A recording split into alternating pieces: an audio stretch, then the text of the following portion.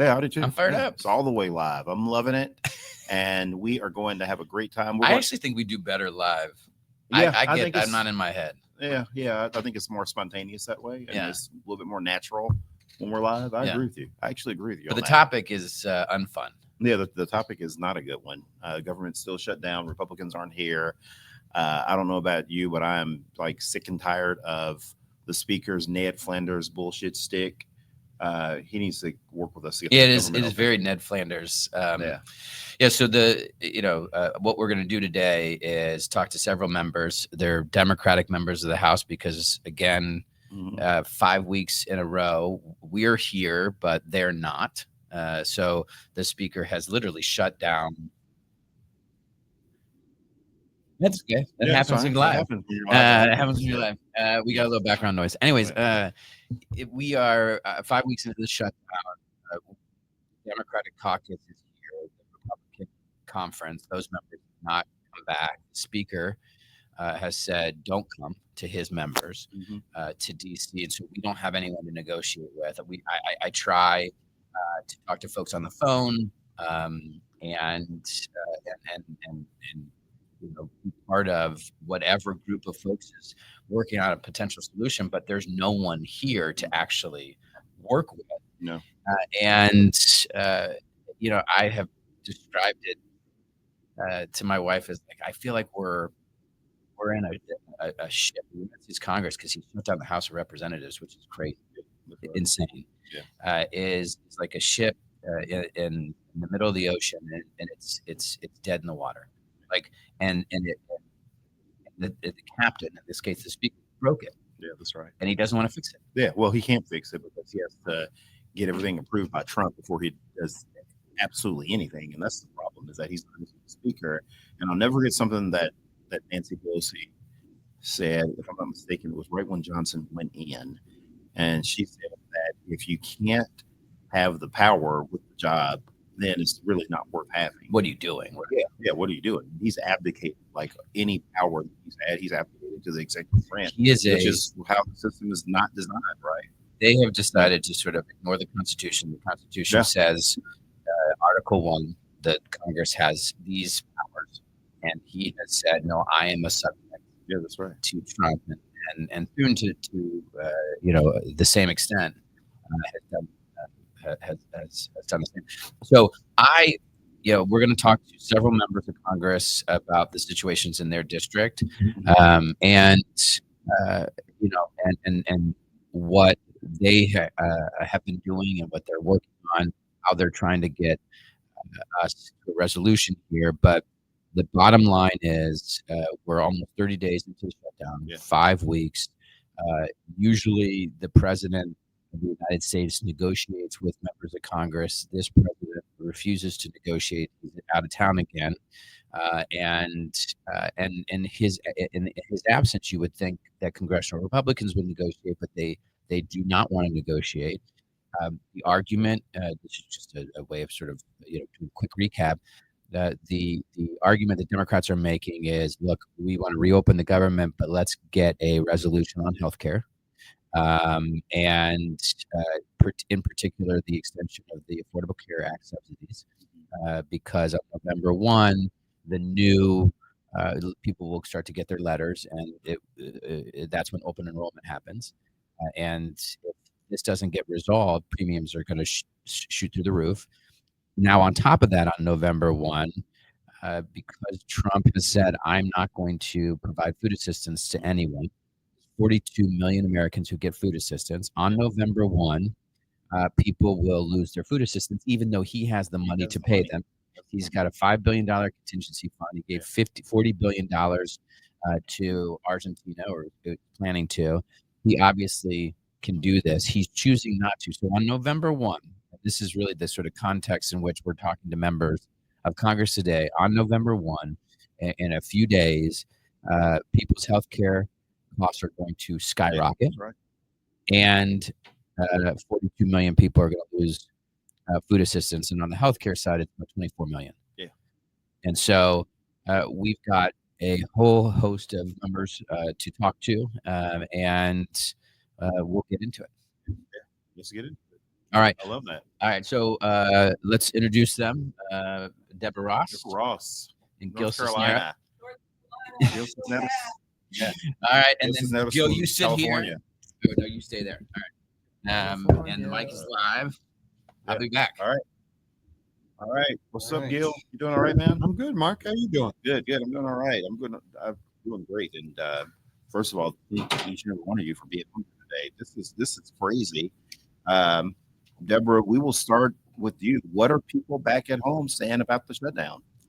Well, they're very frustrated. The thing about North Carolina is we're having a similar shutdown in North Carolina. So here, Mike Johnson won't call us back to work. He doesn't want to do any work unless Trump says it's okay. And our legislature went back to work last week to redraw district lines, but then they still haven't done a budget. They said they're going to go home for the rest of the year. Wow. And this is a Republican legislature, Republican House, Republican Senate, Democratic governor. The governor's like, where's the budget? And so everybody is just waiting for Trump to say jump, and they will just do whatever he says. Meanwhile, our people are suffering. So last week I went to visit a food bank, Mm-hmm. and the thing about the people at the food bank, they said it's bad what's going to happen on November 1st, but the big ugly law already cut 20%. The state government isn't doing anything to put any money in it. Price of food is higher. It's harder for us to do our job. People aren't donating as much. This is a perfect storm. Also did some stuff on women's health care, including research funding and Medicaid. And people of both parties said, we can't afford our health insurance. Yeah. And particularly if you have breast cancer, it's still Breast Cancer Awareness Month, you have a pre-existing condition, those copays, those deductibles, it's just out of reach. Yeah. And these are people who really need help. So that's what I'm hearing. Yeah. Here in California, I know that you're in a state like mine, very highly populated. Mm-hmm. What are you hearing from people in California? They got to be concerned. Oh no, they're definitely concerned about the health care, Yeah. the cuts to Medicaid, and the cuts or the rising cost of the Affordable Care Act because of the subsidies. Right, Cover California is the big program that basically created because of the Affordable Care Act. Those rates are going to go up, right? And I visited a food bank, because of the rising costs already, because the groceries have gone down, like Trump promised, price of things have gone down, electricity prices have gone up across the country. The lines at the food banks are getting longer. They're only going to get longer once November 1st comes around, and we have cuts as well. They said that even though, like you just said, right, they have the money. It is there. They're refusing to use it, right? Yeah. No, the money's there. But we got Prop 50 coming. People are excited about that. The polls are looking good. And this is our way of fighting back, right? Yeah. Donald Trump, we're not going to let him steal our elections. Yeah. People of California coming together to stand up and to fight back. And we're going to have 5 new seats. Yeah. We can go Democratic wise and put 5 more people in the House of Representatives come 2026. Yeah, that's right. And we'll get into that later. I do want to get back to that. I want to ask y'all, and I'll let you know what I've been hearing. So we're 9 days in now. And one of the questions that I ask employees, we have a lot in DM, is, okay, how are you guys, what do you guys think about this now? People's health care. Are you afraid that we didn't reopen the government? And it was fascinating what I heard. I was told that they're going to lose their jobs anyway, right? Because they've been saying the job movement stuff before. And they've also told me that some crazy stuff has been happening in the office, like things that are violation of action. People that hurt Trump, the people that pro Trump, and on the work side, Trump campaign material, and a lot of it that Trump is going to reconstitute the government and turn it into a Tammany Hall style system where he can reappoint people to these jobs as political appointees and just fire everybody in the civil service. That's why they're wearing these, Trump T-shirts and things like that to work, which is again a huge Hatch Act. But it was fascinating what what they told me. They please don't use prospect of getting laid off. Stop what you're doing because they're going to they want to fire us anyway. So please keep doing what you're doing. They've all I don't know if you're all doing the same thing, but they have been being in there. You need to keep fighting for what you're fighting for because at the end of the day. Yeah, well, I'm hearing similar things. I mean, Trump's already laid off and fired people at the EPA. National, 200,000 people across right, and where the judge said can't do it during the shutdown. People are concerned though, and we need to make sure that they get paid. We need to take care of their families, and we need to make it clear whose fault this is. Yeah. I mean, they have the House, they have the Senate, they have the White House. They have been really using and abusing our federal employees since the day Trump took office. And we need to stick up for our federal employees. And one of the ways that we do that is by saying we care about your health care, we care about making sure that you don't get fired, we care about your First Amendment rights, and show up for them and let them know. And I've been visiting some of my federal employees like you have, and they've been through just the ringer. I mean, the National Weather Service, they fired a whole bunch of people. Then they were like, oh no, it's hurricane season, we have to hire you back. I mean, this is ridiculous. So the shutdown is one thing, but like I said, with the SNAP issue, this has been going on since January, and we have got to get this to stop. Yeah, that's right. I mean, they've already made cuts to that program. Right? They've been going after people's jobs since the beginning of the administration when he started in January. So people understand that, right? That he is causing the havoc, right? This shutdown is his responsibility. And what I'm hearing from Marc is they want us to keep fighting. They want us to stand up. Yeah. You know, hearing about the chaos that is going on in government agencies, right? You know, whether it's offices, EPA, everywhere. It's like there's just no stability anywhere, and they're just causing havoc, right? And so, but continuously, I people not give in. While we're on the shutdown, let me ask you, Gil. When it comes to the Affordable Care Place market, that these bills start to come in. Are people talking to you about that? Are they concerned about that particular piece? Because obviously the federal, if they would help us on that, we could refuse to do. What are you hearing on that? Oh, no, they are definitely concerned, right? My district alone, the cost for some people could go up as $13,000 a year.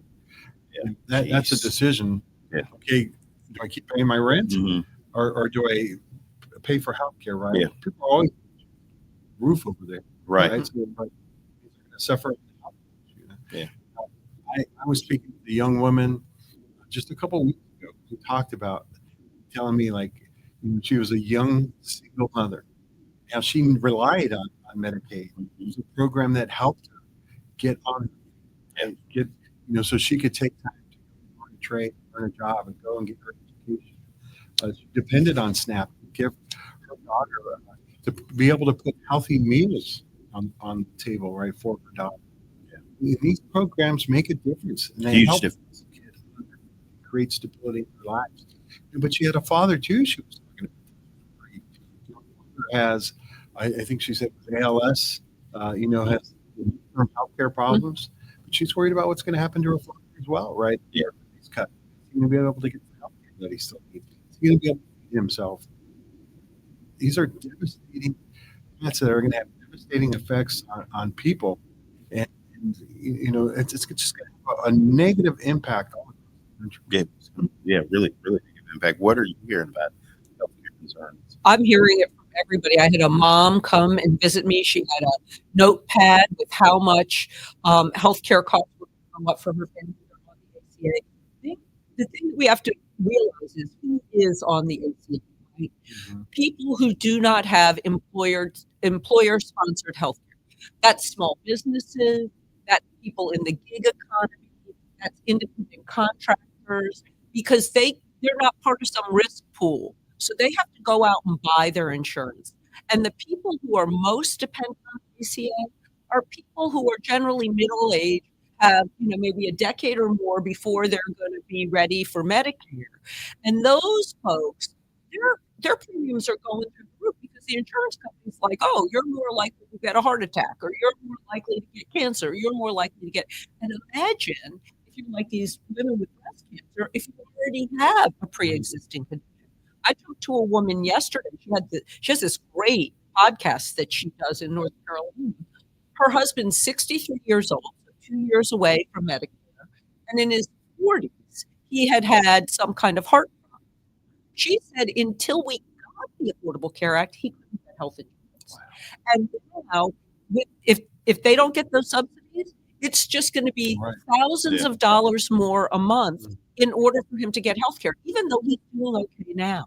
And that's what we're talking about. We're talking about families. The woman who came to visit me, one of her kids has mental health issues. Not all of these plans cover it. So even with her premiums going up, she's going to pay out of pocket for him to get therapy and the things that he needs. And she's terrified. Right. Yeah, it is. It's interesting. It's going to be, I think, fascinating to see what happens when people start getting those bills and see premium increases, particularly some of their supporters. And if they start calling them, the thing that does worry me is that we had someone that to our office that was concerned that had a child that was in pretty bad condition, required them to be on Medicaid. And the person was worried about all these other sort of politics, sort of social type issues, cultural issues, and that they were like, well, we don't know if we want to really weigh in because, these other cultural wars. Like, you're kidding me, lose their insurance. So I am worried that everybody won't get.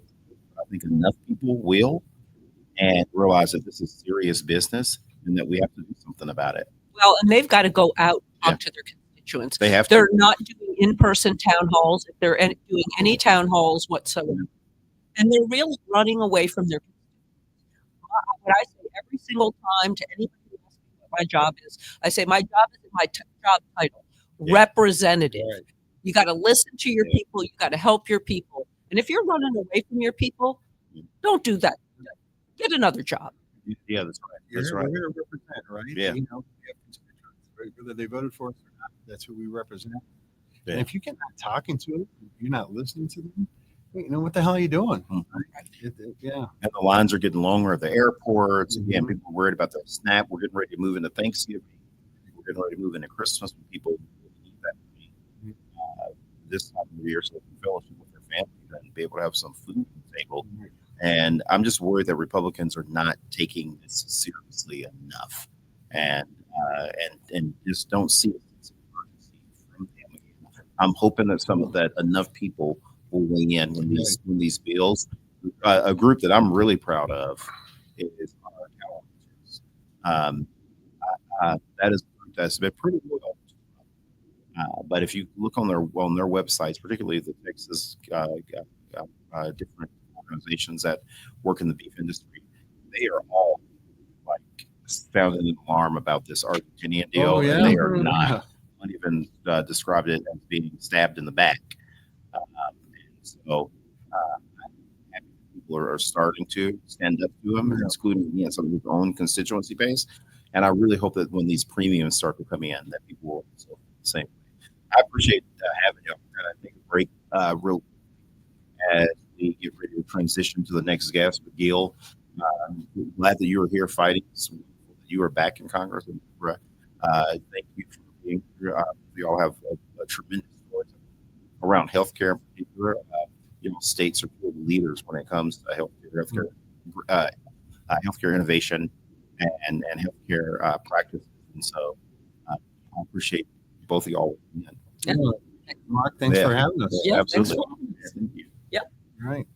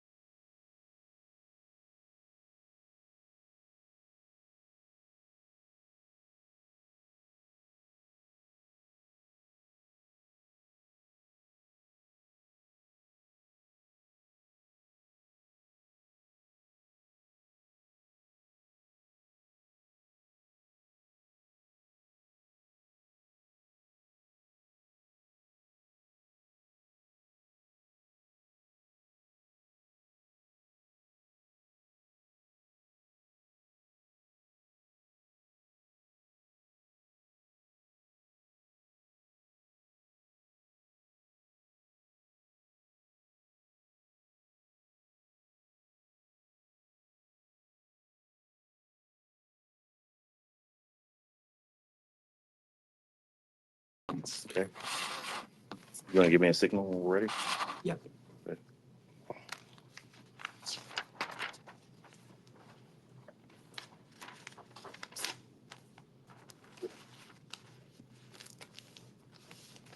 All right, everybody, we are back with two new guests. To my right, my dear friend from the great state of Nevada, Susie Lee. And to my left, we have Salud Carbajal from Santa Barbara, California, that is here with us today. People both from the western part of the country. And I know they're going to have a lot of great things to say. I do have a bone to pick with Susie. I was How much money you left in my hometown? yeah, exactly. Last time you were I was in her state recently, and I was actually hurt that Susie did not greet me there. But anyway, that's a whole nother story. We will get into that a little bit later. Not everybody greets you as good as I greet you when That's you come to my true. district. Carvajal had some good wine for me, Susie. I just All just right. FY, and I know Okay. y'all have some good Susie comes restaurants. to my district on Next time. occasion. She knows that. That's right. Yeah. Carvajal looked it up. So I want to ask y'all about obviously the federal shutdown. We've been here what 5 weeks now, Democrats. We've been coming back and forth. We're on day 29 now, if I'm not mistaken.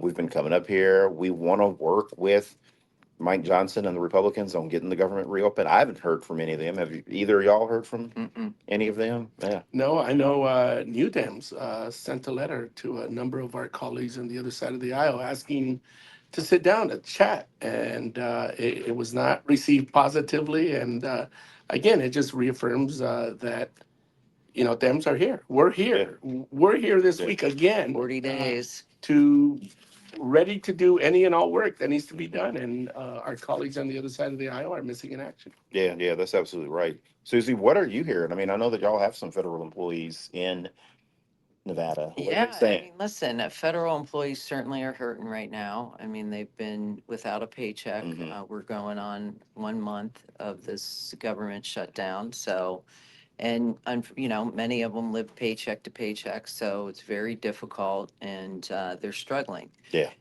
But when I met with a lot of my government employees, they said, listen, this is sort of the tip of the iceberg. For the past year since Trump was sworn in, our federal employees have been under extreme attack. First, you started with Doge.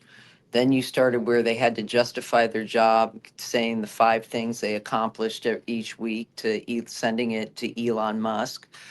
Then they saw indiscriminate firing of employees. And then in August, when Trump repealed their collective bargaining power. And Yeah. so, they understand. I mean, listen, Russ Voigt said basically, we want to traumatize federal employees. Yeah. So, I mean, this is a Republican shutdown. This is how Republicans treat their federal employees. And it just doesn't stop there. As Yeah. you know, SNAP benefits SNAP are benefit. at risk, which, this is the first time during a government shutdown that SNAP benefits have been discontinued. And again, this is a party and led by Trump that wants to traumatize the least among us to score political points. Yeah. And it's, in my opinion, Yeah. disgusting. And the money is there. The money is actually. I want to be clear about something. These reckless radical Republicans are saying that they don't have the money to do SNAP. The money is there for them to do SNAP. There's no reason for people to not get their SNAP here in a few days, and it's unconscionable that they would actually do that. You're going to say something, Salute? No, I was just going to say, aside from the assault on federal employees, Yeah, we have the assault that started with the big ugly bill that they've that's had, right. Mhm. which is taking away health care from millions of Americans, Yeah. taking away How food does that hurt? How assistance. does that hurt California? Because Oh, you're the largest state in the country. It hurts us big time. Yeah. And just in my district alone, with the SNAP benefits now, we're looking at over 100,000 people not receiving their SNAP benefits Mhm. if the Republicans don't step up within the authority that they have Yeah. to utilize the contingency funds that exist, either the 5.2 million Mhm. in the SNAP contingency or the 23 million that exists in Section 34, the Section 32 account Yeah. that they could use. Yeah. This is a blatant, cruel action that they are taking to further hurt and inflict pain on the most vulnerable in our country. Yeah, that's absolutely right. Susie, I want to ask y'all of course, some questions respective to each of your districts. So, Susie, I will start with you.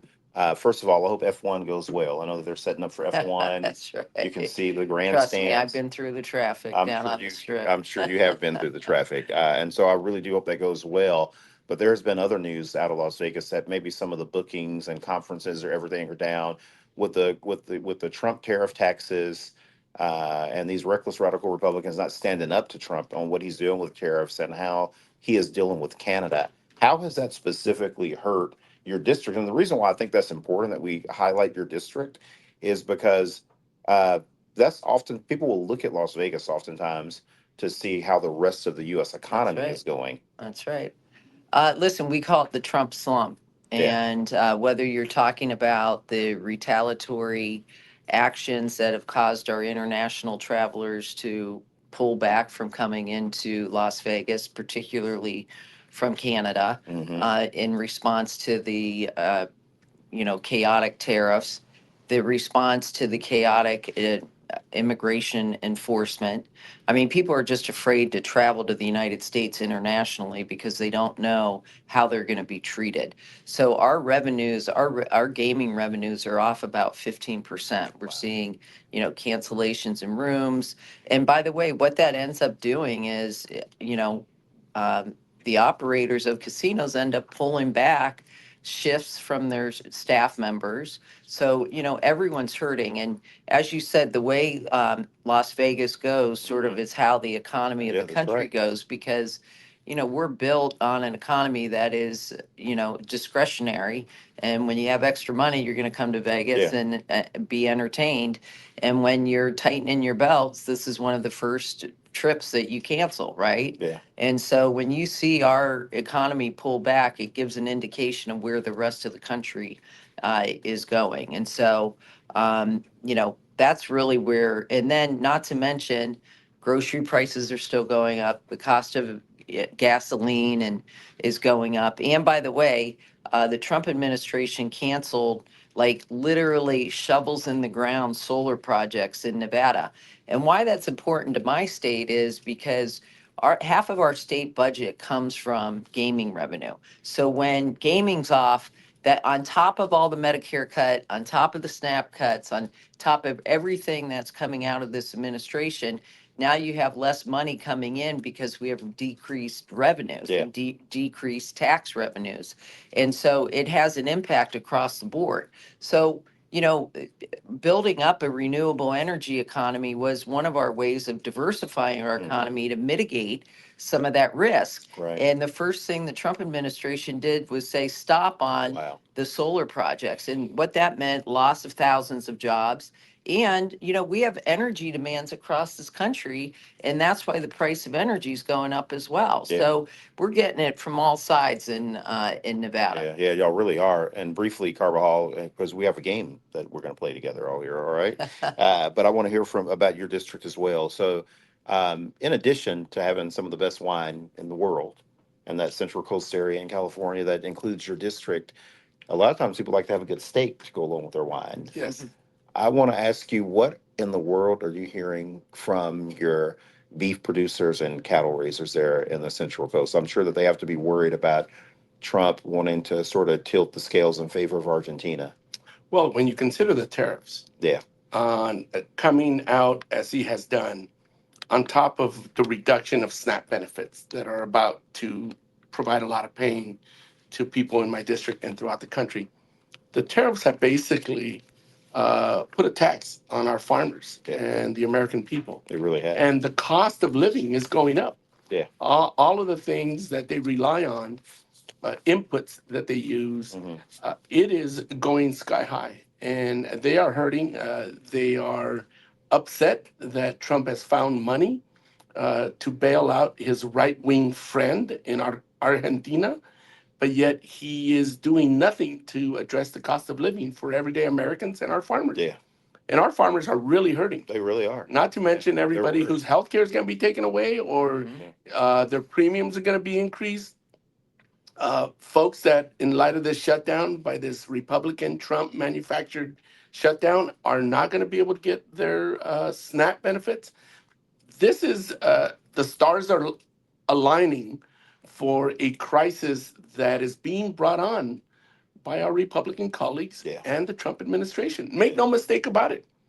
Republicans control the White House, the U.S. Senate, and the House of Representatives. Yeah, that's right. You tell me who has the decision to keep our government open or not. It's the reckless radical Republican shutdown for sure.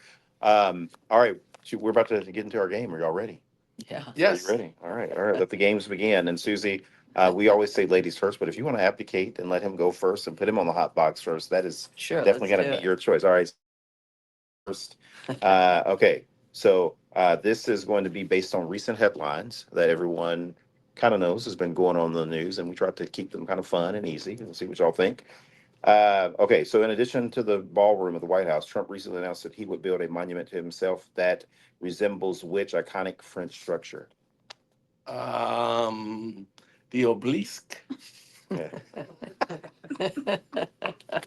I don't know. I don't know. Susie. I'm going with the Arc de Triomphe. Yeah, that is The Arc right. de Triomphe? Yeah. I maybe it's a Yeah. subliminal Yeah. Freudian slip of the obelisk Trump. You know, I love it. I love it. All right, Susie. Okay. Senator Lindsey Graham had a very embarrassing moment this week when his phone Siri announced loudly in the Senate that it was calling who? Sean Hannity. That's right. It was calling Sean Hannity.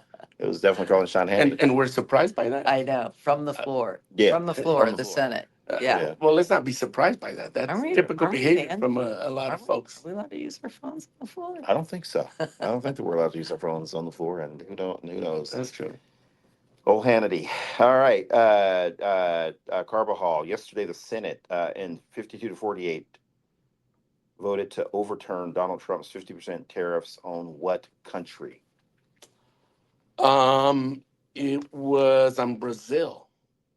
It was. That is right. Not they haven't taken up Mexico and Canada again, but it was Brazil in this case. It was Brazil and one other country that's escaping me right now. I only have the answer for Brazil. There may be Okay. staff may have another answer. I think up it was there. 2 countries, but Yeah. Brazil was the main one. Yeah, it was Trump is prosecuting his former right-wing president for inciting a coup. Yeah, because he likes coups. Yeah. We all know he likes Yes, coups. he Yeah, does. And coups are good. We like coups. what it's inference when you do something that reflects on you, something Yeah. like Projecting. Yeah, no, that's right. That's right. All right, Susie, Reuters recently reported that the Trump organization's income from the first half of this year boomed from $51 million to $864 million. Holy cow. What is the largest source of that increase? I'm gonna go with crypto. That is right. It is a Trump His crypto coins, coin. his tokens, and And the next would That's be really the cool. enrichment that he wants to achieve from the U.S. Treasury Yeah. of $240 million that he's asking the United States taxpayers to give him that's bonkers. because he's somewhat aggrieved. Yeah, Right. and it's funny because the sheikhs and all kinds of foreigners, because we'll never see the list, but they're just dropping a bunch of money into these coins. And it's funny, they asked his son, they were like, "Why is this fair?" And he said, "If you look at like what happened to us when he was president first time, and they stopped us from doing business, and banks wouldn't give us loans, so of course it's fair that we're using the White House and using our influence To now get to get all of this money richer. because we were cut off for money." For those entire 4 years. And I'm just like, I can't believe that he actually Shocking. basically, said Said that. it out loud. Yeah. Yep. Said it out loud. Corruption rules. Yep. Correct. Yeah. That is very true. Okay. And after this, the next one, we got one more for you here. This is going to be a true or false. Is that okay? No. Okay. All right. Well, we're gonna wrap it up. Okay. Well, actually, I was not. That's it. We true were or cheated. false. That's it? You're cheated. Yeah. False. We don't get to play another game. Well, at least tell us what it was. It was no. What? That'll spoil it. That's for the that'll next spoil it for guy. Sean. We don't gotta. Yeah, we have to let Caston have And remember, if you want really good wine, Central Coast of California. it is very good wine. If It you is- want really good food and a lot of gaming, come to Nevada. and good wine. With Las Central Vegas. Coast wines in Nevada. That's right. Yeah. You can get that. There You you can go. get that in my district There you too. go. You can, and a lot of fun. All right, Susie, salute. Thank you All very right. much. Thanks. We'll holler at Okay. y'all. Thank you. Thank you. All right. Thanks, everyone. Have I couldn't. I didn't know it was the Arctic Trump that the company was trying. I thought the police. I like the way you were trying to get extra credit points by sort of layering on more in Brazil after you botched the first incident. Just go ahead and start it. All right. We're actually just going to keep it rolling this time. We actually took a little pause there when we brought Salute and Susie on. But you know what, Sean, we're just gonna keep it rolling. So how are you looking, man? Are you feeling good? You feel like you're well groomed and you're ready to just roll? Yeah, for radio, for a podcast, I'm perfectly well groomed right now. But yeah, we'll wing it. I got no prep time. I can. I'm not Salute. I don't need 3 hours of prep time like he does. Well, I will tell you the great thing about Sean is that he can literally find humor in just about like any story that you share with him. I actually shared a story with him about how when my wife was in college the first year that someone she ended up having to switch roommates because it didn't involve her. It was 3 girls in one room, and one of the other girls put a spell on the other girl. Literally cast a spell, and Sean thought that that was the funniest thing that he had ever heard, and found humor in that. You know that humor is just sitting there. Come on. No, yeah, that's true. At least as long as like it's just it's innocent. I mean, if Mhm. it's a legit spell and you're cursed forever or something like that. Yeah, that's true. That's not so funny. That's a good point. That is a very good point. So, yes, Sean knows how to find humor in anything. Sean, man, we're like day number 29 now. So we're really the reckless radical Republican shutdown is sort of moving along here. I want to ask you, what are people back in Illinois saying? I'm curious what you feel like, Mark. I feel like at home, we got this job because we want to be members of Congress. We want That's to right. serve the folks, and people are looking for therapists right now. Yeah. And I don't. I'm just saying that because that's how it feels. You go back and you talk. I did a round table with some food pantries. And a part of this was to try to elevate what they do and being aware of these huge snap cuts that are going to come through, how much more need there is. And of course, against that, they're saying how they're not only seeing an increased demand for food at food pantries, but a reduction in supply because, Illinois Midwest farms are not able to harvest as much as they were because of all the immigration raids Yeah. on the agricultural system. Mm-hmm. And when we finish up and we got a bunch of press there and then said, okay, we're going to open up for questions. And we had some reporters who asked questions. And then this woman stood up and she said, no, I'm not a reporter, but she works with groups that provide SILAs, these housing for people with developmental disabilities who are unable to live totally independently, but there's housing that the state has provided where, a group of these folks can live together. They can have some degree of agency in their lives. They got a kitchen. They got people who come in, can, drive them around where they need to go. 100% of of the food budget of those SILAs comes from SNAP. Yeah. And so this woman sitting there saying, I don't know what to tell these people who we are, we're human beings. We want to be decent. He said, what should we tell them? Yeah. I can't answer that question as a member of Congress. Right. I can try to use my platform to say, let's go out and help and let's look out for the least of these. Yeah. Let's try to remind Mike Johnson that he claims that he's read the Bible. Yeah. Like, I don't know if he's read the Sermon on the Mount part. I don't know Right. I don't know if he's read most of the New Testament. I mean, he likes the weird ass parts of Leviticus. Yeah. Yeah. But what do you do? Right. Right. Exactly. And we all know how to fix this, but it requires being a decent person. Yeah, it does. It does require being a decent person and not just pretending to be one. I called him Ned Flanders a little bit earlier because he kind of has that shtick going on. But I'm like, if you really profess to love the Lord, then you need to, be a little bit more honest in your dealings. And right now, he's just not. He's not doing that. I wanted to ask you, O'Hare, one of the world's busiest airports. What are the workers there thinking? What are the TSA people there thinking? Have you seen any increase in lines? Like what is happening there? Because I know that for that airport in particular, because so many people have to connect through there, with it being in the center of the country, that could affect air traffic literally everywhere, and even around the world, if we stay in this much longer. What are you hearing from people there? Well, first plug for Chicago. One of the best reasons to live in Chicago is that when you get to O'Hare, you're home.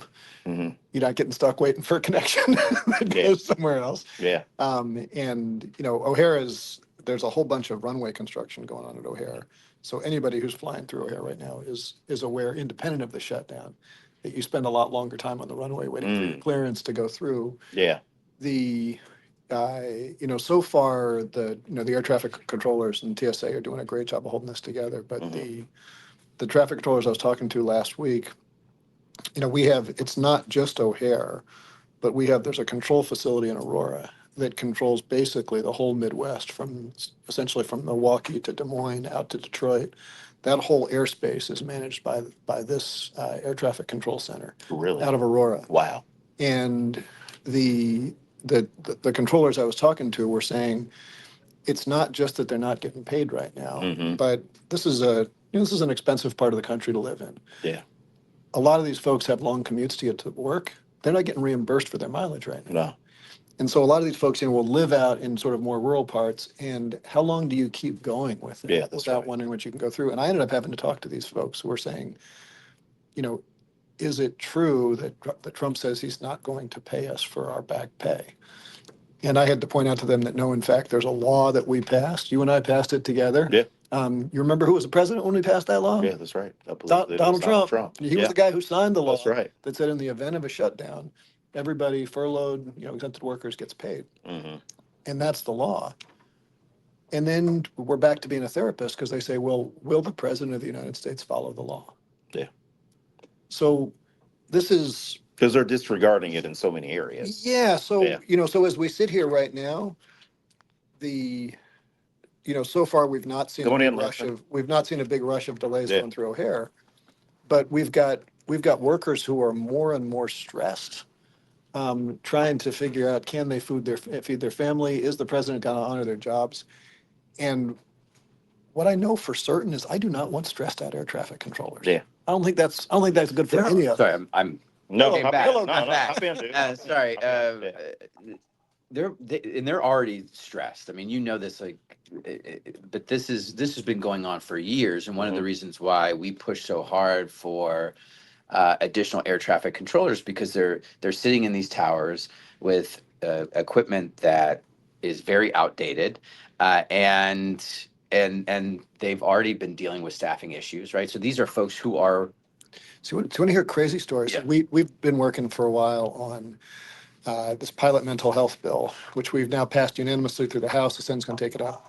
But it fixes this problem that right now, if you're either an air traffic controller or a pilot and you ask for mental health treatment, you're immediately grounded. Correct. And so folks don't ask, and there's been a rash of suicides. And so we've been working to get through that. So I've spent a lot of time with these guys.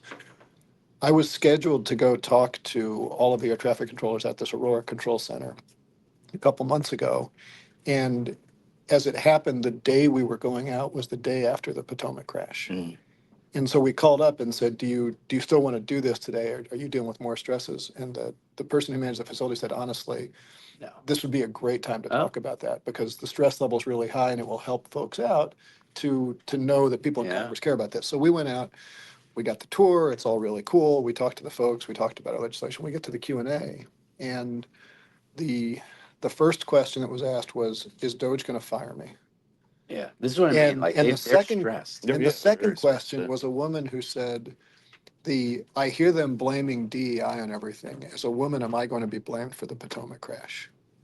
Yeah. Wow. And, The and I answer is and I yes. sat there and all I could say was, what we keep saying, what I'm certain is I do not want you to be stressed out. Yeah. Yeah. And what do you say when Russ Vought is saying, I want to create a hostile workplace? Yeah. Yeah. It's not Time just for air change. traffic It is controllers. time for change. It is time for change. And we got to say goodbye. Yeah. All right. Well, Alex, hey, thank you. We thanks for want having to me. have you on the fly another time we can to talk about energy, which is like one of your top areas. And so, Your expertise. yeah, your areas of Hey, expertise. So, thanks. yeah, Anytime. want Thank to have you, you guys. on. But Appreciate thank you you. doing this. Appreciate you taking the time, man. Thanks. Yeah. Hey, Greg, welcome back, dude. Sorry about that. Yeah. No. Everybody has to jet out a little bit, and I totally get that. We I got. was out looking for Republicans to negotiate with. Yeah, that's right. I love it because we have Schneider here with this is Schneider without the tool belt for those, that's the '80s reference for those of you that All of your references are 80 Yeah. references. yeah, that. So anyway, I'm not going to explain this TV show one day at a time for anybody in here, but Schneider had a tool belt always on that show.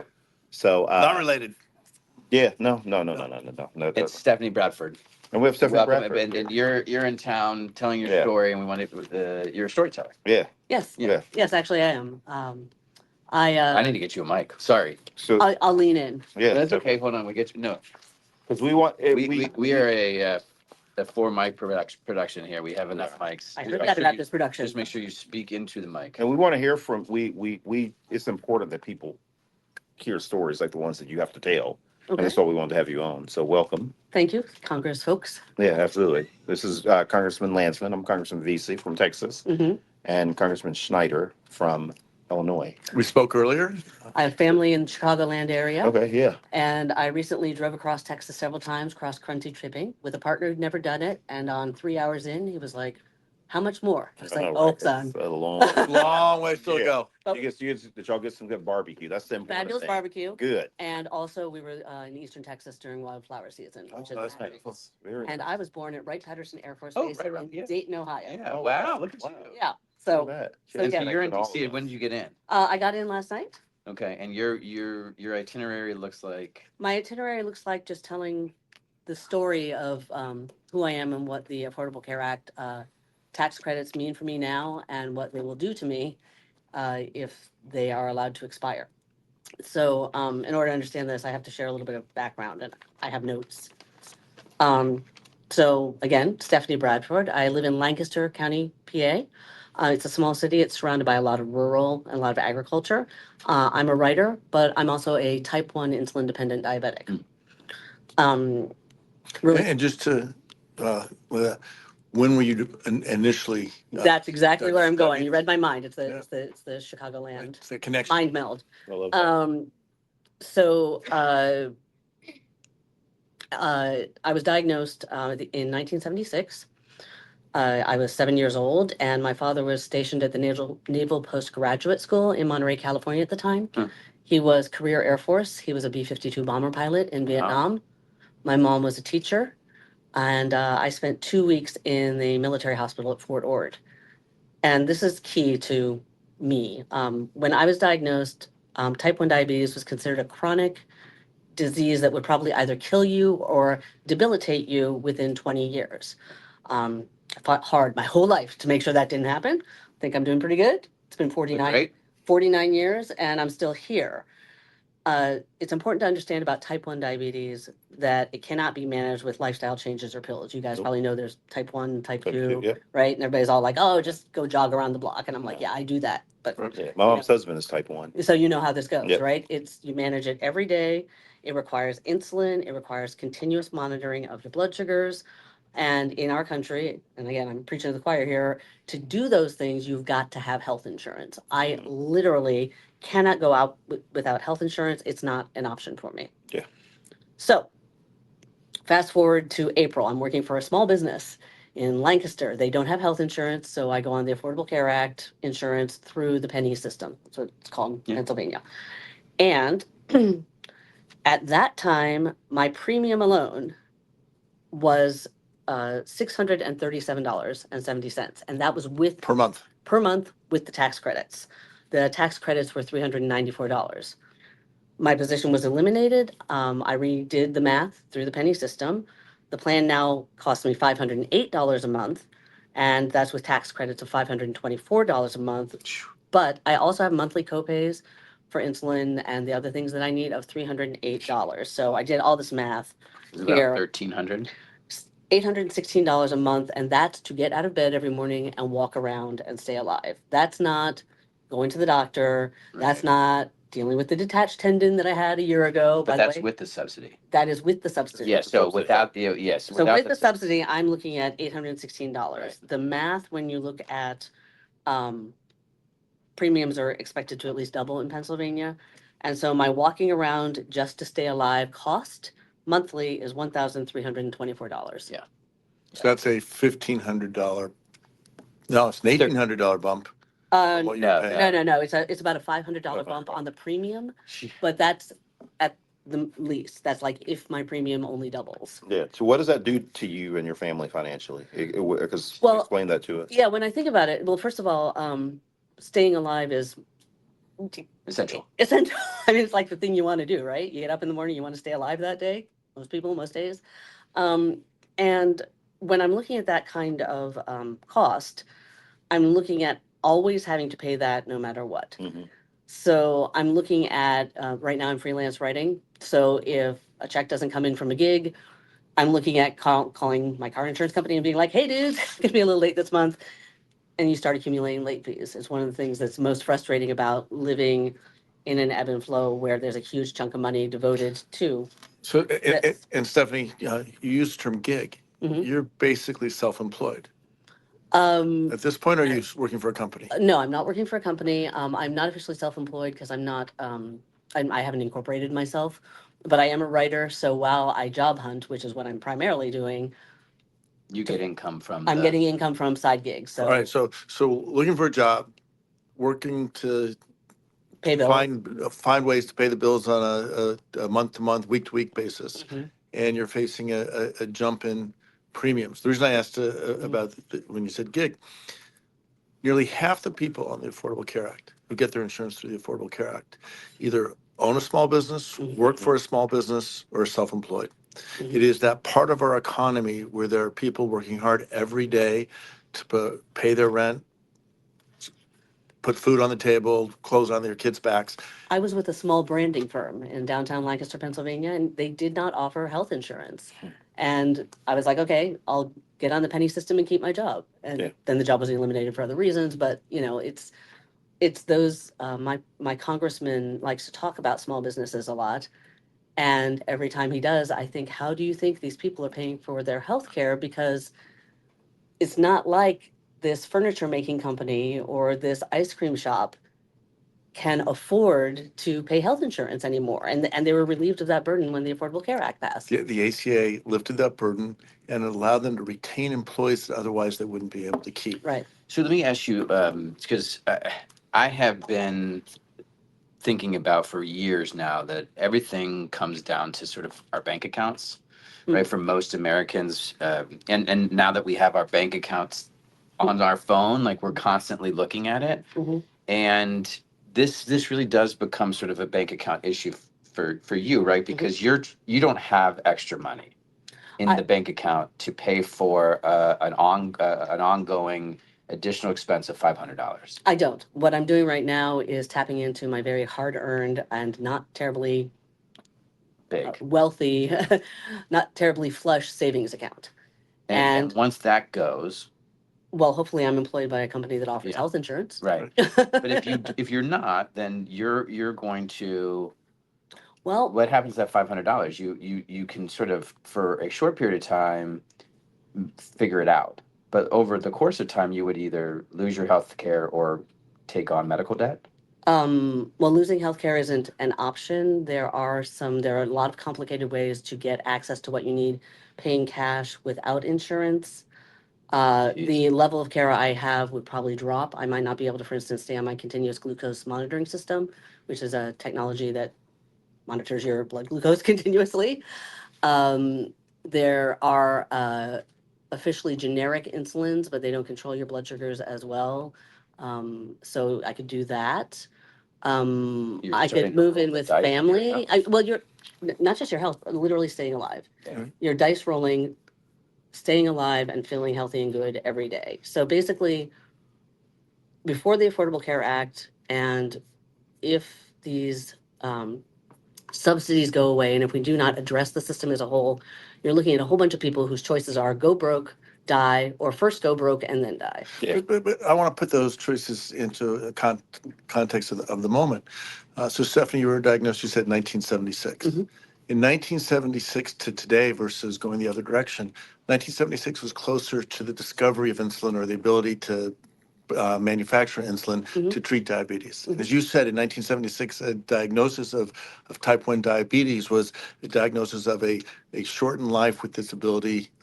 It was a challenge. And because of the advances we made, you talked about glucose monitoring and other forms of insulin, people who are diagnosed, whether it's a child today or someone like you, have a full and productive life available to them. I have a young friend, 34-year-old woman, who was diagnosed with triple negative breast cancer. Mhm. And she's going through treatment. She's engaged. She's all the possibilities that are a life ahead of her. Mhm.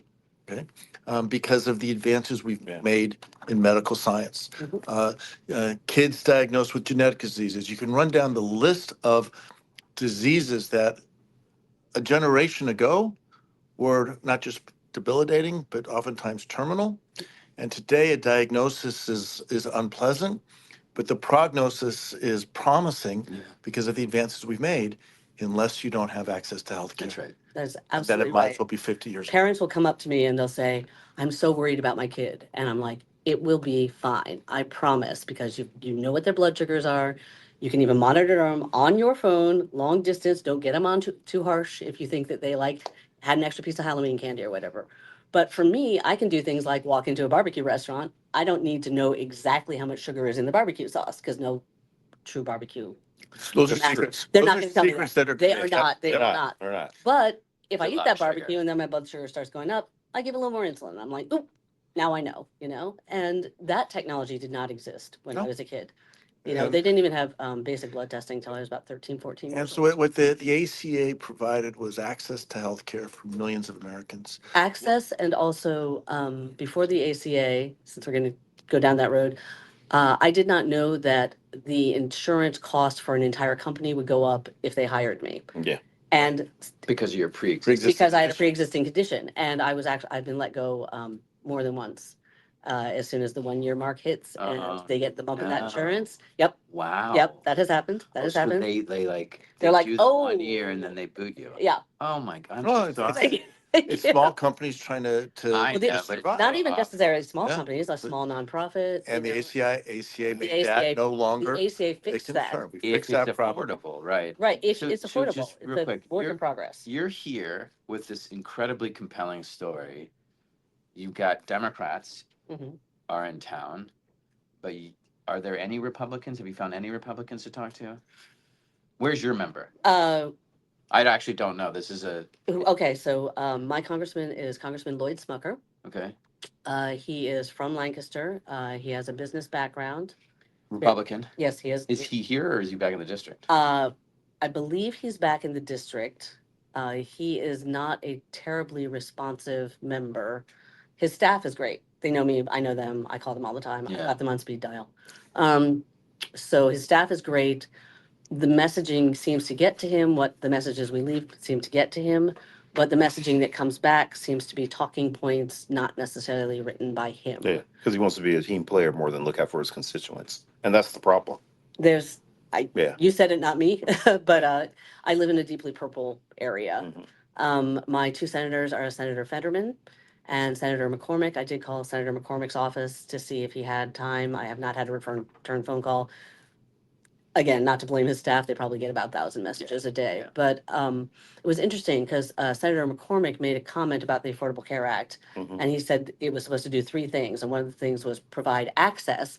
And he said it failed in all three, and that's when I was like, okay, take a deep breath and call the man, because it did allow access. Yeah. It's an investment. I mean, it's absolutely an investment in the people of this country. Well, there's there's four buckets of healthcare, right? There's if you retire, there's Medicare. Mhm. If you're low income and you're disabled, there's Medicaid, and that's grown because you have more and more companies who aren't providing health insurance. Then you have the folks in the third bucket, which used to be the big bucket, which was private company. You got your healthcare through your job, but more and more companies are saying we can't afford it, so they're not providing that, and more people are working on their own. They're farmers, they're small businesses, they're entrepreneurs. And so that fourth bucket of people who aren't eligible for Medicaid, aren't eligible for Medicare, and their employer does not give them health care, they need to go to the marketplace and buy insurance. No one pays insurance on their own. If you work for a company, in the United States Congress, we all pay a part of our insurance. That's right. So this is the ACA works the same way, which is you pay some and the ACA pays some. And the ACA pays some through the subsidies. Without those subsidies, you're now paying the full cost, and most people can't afford that. And that this growing number, it's like 22, 24 million Americans in this fourth bucket. Right. It's going to be 30, 35 million as more and more companies decide they can't afford healthcare. And again, these people working for small businesses or on their own, doing gig work, whatever the case may be, because they have insurance, they have a physician, because they have a physician, they're getting the care they need. That's keeping them out of the emergency room. It means they can stay employed. It means they can stay healthy. When you take that away, it's a double whammy because they're going to the emergency room and they don't have the ability to pay. Either the hospital is doing that as charity care or it's getting picked up some other ways. ACA, in addition to taking away the pre-existing condition parameters, it made it possible for people to stay on insurance to age 26. It made it possible for people to carry their insurance from one employer to the other. Not perfect. Nothing is, but it was that step forward. And what I've been saying since the ACA passed, we should be looking at what's working and doing more of it. We should be looking at what's not working and try to fix it. And if it can't be fixed, you try another way to get to a place in the richest country in the world. The principle is pretty simple. Everyone in this country should have access to quality, affordable care from providers they trust, where they are, when they need it. Which is why the subsidy works so well, because it doesn't say we're going to pay for your health care. It says, if you're able, looks like you're able to pay $400 and the premium is $9. So we'll pay the 500. I mean, we'll split. And that's how employer-based healthcare works. I mean, for the most part, we pay, half and our employers pay half. So it's not any different. And the question is, for government officials, do you invest in people's health care or something else? Greg, you're leaving off a piece. I'm sorry. The employee pays half, the employer pays half, and the employer deducts their half and gets tax break for it. Yeah, it's true. Yeah, that's right. Yeah. Yeah. Hey, thank you so much for doing this. Anything else you want to add But before say, you before we leave get us out of with here? something. Leave you with something. Yeah. Just what I said in a previous conversation, which is we do have this astonishing, amazing country. It's wealthy. It is stunning. I mean, so many different parts. It's just amazing what we have in this country, and we have incredible people. And I just do not understand why Congress will not just extend these tax credits for me and millions of people like me. Yeah. It's an investment, but I believe the American people are worth the investment. We agree with you, Stephanie. Yeah. 100%. Thank you. And Stephanie, I really hope that as you're working your way through this, that you are able to lean into your writing and just find some relief and be able to just, as you work your way through this. 'Cause I know I'm that's doing really a lot important. of yoga these days. That's good. Lots of We all have to yoga. have an You and me escape. both. I can teach you some Yeah. nidra breathing, balance and Yeah. stuff. I love It's a good that. time. So I love that yoga. Oh, you need to do yoga. I know, It's and I amazing. boxed before I did yoga. I would so- say I box. I don't have Do the. you really? I do. I boxed this morning. I did bag work. Mhm. I just don't have the attention span for yoga. I've tried a couple times. He's The not last joking. time I tried, they left the window open, and I heard a lawnmower, Mhm. and then I was like, "Hey, there's a lawnmower. Can you shut the window?" And they were like, "Shh." And then I just was Yeah. like, I'm out of I'll, here. I'll hook you up with this online thing that you'll love. Yeah, I do Yeah. it in It's the amazing. privacy of my own home. Yep. As we're wrapping up, I just want to thank the two of you for doing such an extraordinary job. Yeah, with, thank you. Thank you, Mr. Chairman. Fly-in. Thank We you. had a whole group of new Dems speaking today They were, live. yeah, great. Everyone was It's a great. reflection of who the new Dems are. Stephanie, you may not know, there's 116 members of the Democratic Caucus are members of the New Democrat Coalition. That's fabulous. We are a majority of the caucus, and we are the ones who are fighting for health care. We are here now. We're saying to our Republican colleagues, join us in Washington. Let's sit down. Let's try to work together. Mhm. So far, they've decided they would rather stay on vacation, stay at home, stay in hiding. But we will be here day in and day out working to protect your health care, protect Americans' health care, to work to make sure SNAP gets funded, and that the American people can count on a government working on their behalf. So thank you. Appreciate your efforts. Yeah. Brad, thanks for your leadership. Yeah. But I mean, Yeah. obviously, like you just, Brad's been one of several people who've been trying desperately to get folks to negotiate with, because if you can get people in a room, it's not a super complicated negotiation. It would be, on one hand, here's how we're going to reopen the government, and on the other hand, here's how we're going to make sure we protect your health care. Yeah. One of my You got it? classmates Came in Yeah. together. Yeah. Long time ago. All right, are we good? It was. All right. Thank you. Yeah. Thank you so Thank you, much. Stephanie. Listen, as we wrap up, thank you all for streaming live with us. And obviously, this will be where you get your podcasts, right? Okay, yeah. So you'll be able to download and listen to it. And as we always say, rate, review, leave a comment. Check us out on Spotify. Check us out on YouTube. Check us out on all the platforms. You can find the Fly-in just about anywhere now. A lot of people are talking about it. Everyone's talking about it. Yeah. All right. Bye, everyone. Bye-bye. See y'all later.